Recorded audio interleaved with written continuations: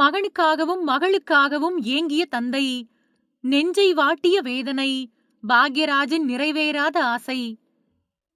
இயக்குனர், நடிகர், திரைக்கதை ஆசிரியர் அப்படின்னு பன்முக திறமைகளால முத்திரை பதிச்ச பாக்யராஜ் மாரடைப்பு காரணமா உயிரிழந்துட்டாரு. காலையில வழக்கம் போல நடைப்பயிற்சிக்கு போயிட்டு வீடு திரும்பினப்போ தனக்கு லேசா நெஞ்சு வலிக்கிறதா குடும்பத்தினர் கிட்ட சொல்லியிருக்காரு. அதுக்கப்புறமா அவரை உடனடியா 1000 விளக்கு அப்பல்லோ மருத்துவமனையில் அனுமதிச்சு தீவிர சிகிச்சை கொடுத்தப்பவும் கூட சிகிச்சை பலனளிக்காம அவரோட உயிர் பிரிஞ்சிருச்சு. இப்போ அவரோட உடல் நுங்கம்பாக்கம் இல்லத்துல வைக்கப்பட்டிருக்கக்கூடிய நிலையில அவரோட திரையுலக பயணம் அப்புறம் தனிப்பட்ட வாழ்க்கையோட சோக பின்னணிகள் பலரையும் உலுக்கி இருக்கு.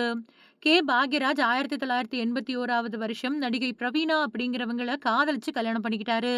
ஆனா துரதிர்ஷ்டவசமா 1983ல உடல்நிலை சரியில்லாத காரணத்தால பிரவீணா உயிரிழந்துட்டாங்க. அதுக்கு பின்னாடி தன்னோட படங்கள்ல ஜோடியா நடிச்ச நடிகை பூர்ணிமாவ காதலிச்சு 2வது கல்யாணம் பண்ணிக்கிட்டாரு. அவங்களோட கல்யாணம் அன்னைக்கு தமிழக முதல்வர் புரட்சி தலைவர் எம்ஜிஆர் அவர்கள் முன்னிலையில அவரே தாலி எடுத்து கொடுக்க ரொம்பவே பிரம்மாண்டமா நடந்துச்சு. இந்த தம்பதிகளுக்கு சரண்யா அப்படிங்கிற மகளும் சாந்தனு அப்படிங்கிற மகனும் இருக்காங்க. பெற்றோர மாதிரியே சினிமாவில நடிக்க வந்த சாந்தனு பிரபல தொகுப்பாளினி கீகிய காதலிச்சு கல்யாணம் பண்ணிக்கிட்டாரு. தன்னோட மகனுக்கு சினிமாவில ஒரு பெரிய வெற்றி படத்தை கொடுக்க முடியலையே அப்படிங்கிற வருத்தம் பாக்யராஜுக்குள்ள எப்பவுமே இருந்துச்சு. மகன் சாந்தனுவை விட பாக்யராஜோட கவலையும் வேதனையும் அவரோட மகள் சரண்யாவை பத்தி தான் இருந்துச்சு அப்படின்னு அவருக்கு நெருக்கமானவங்க சொல்றாங்க.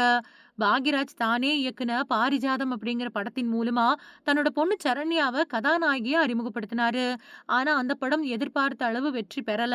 அந்த படத்துக்கு பின்னாடி சுமார் 18 வருஷங்கள் சரண்யா எங்க இருக்கிறாங்க, என்ன ஆனாங்க அப்படின்னே தெரியாம ஒட்டுமொத்தமா திரையுலகத்தை விட்டே ஒதுங்கி மர்மமா இருந்தாங்க.